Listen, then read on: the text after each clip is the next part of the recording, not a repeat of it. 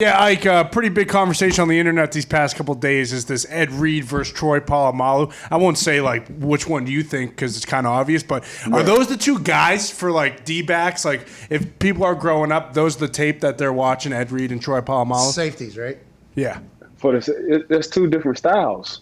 You know what I'm saying? You're looking at two different styles of safeties. You know, you got a guy who just sat back and picked everything off, who was very instinctive when it came down to being in that back free safety. Then you got a guy who was very instinctive around the line of scrimmage. You know, he made some plays when he needed to on the back end. I'm talking about Troy Polamalu, but you can't name a better safety that was that much instinctive around that line of scrimmage, you know? So it's two different kind of styles, two different kind of safeties. You know, I just so happen to witness both at the same time.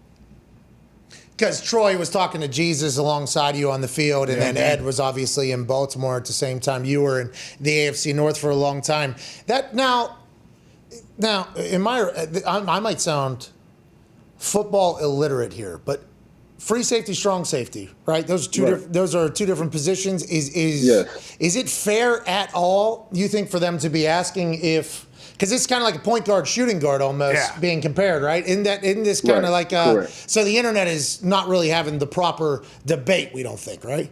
So you look at a free safety as being a bigger cornerback that likes to hit and can cover more ground. Look at a strong safety as being an extra linebacker in the box.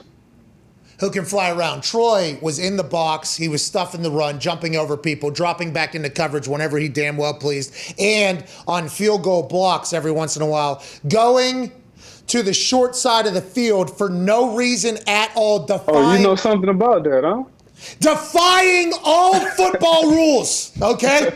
For the guy who's the greatest strong safety of all time, defying all football rules and going to the short side instead of the field side on a very short field goal. Of course. Interesting. Hey, you had a front row seat for that one, right? Yeah, it's a little bit too close, actually. Hey, listen. When you saw Troy shift to the short side of the field, what was your thought?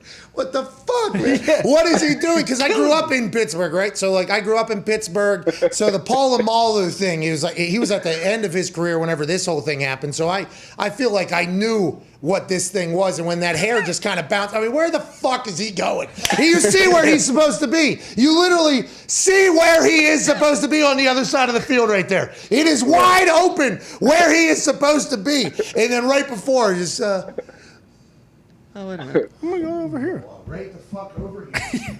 And then that little hair bounces over there. I mean, it was just a nightmare. It was an absolute nightmare. And you told me, you probably had Jesus tell him it was going to happen. He answered Samuel Brown, I believe, on YouTube, and he said that when I jogged on the field, he said my aura seemed to be a little bit too much, and the air was blowing a certain way, and he was like, it seems like this guy's a little bit too excited. Let me go ruin his life. And that's what Troy did for his entire career. But Ed Reed also a monster on special teams. You're talking about two incredible. Do they get along? They know each other well, Ed and Troy? Oh man, you're talking about a respect level.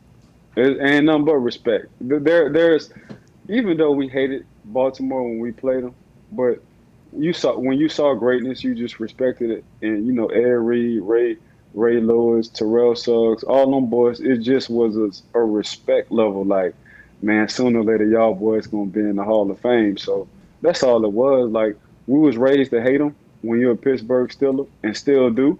But far from a player to a player, there is nothing but respect. Yeah, when they retire, you can admit that they're incredible. There's a whole new generation, though, and I like that we kind of got to this right now because the offensive line masterminds is happening. Tight end U just happened. Pass rusher academy happens. I think there's quarterback summits that are happening. All these positions are just coming together, the best of the best. I like it because iron sharpens iron. But back in the day, I remember when teams hated the other player. Like, I remember back whenever that was something, and it wasn't that long ago. It seems like it's entirely different now. Would you have liked the fact that there's a lot of camaraderie between teams whenever you were back with the Steelers, or is that the team you think that Steelers teams are James and Clay? I mean, everybody, there's a Ryan Clay that was on that team.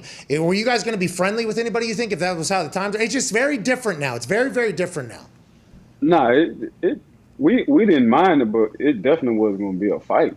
Yeah, that's what I'm saying. Yeah. You know what I'm saying? Like, it probably would have did us no justice, because we probably would have fought every day. The guys who was drafting, the guys we had on the team, the resumes that we had off the field, all we wanted to do was fight.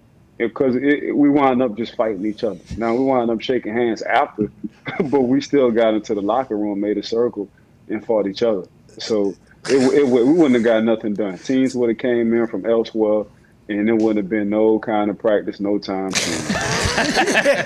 It's a very different era now. Everybody gets along. I like that you. I like it though. You're right, P Mac. I do. I like the new era where everybody get along. It's me, different. It's just I feel like you're trying to manipulate me on being something I'm really not. Like for this game of football, I really don't want to be your friend at all. Yeah, I want you to hate me and your whole family to hate me on what I'm about to do to you.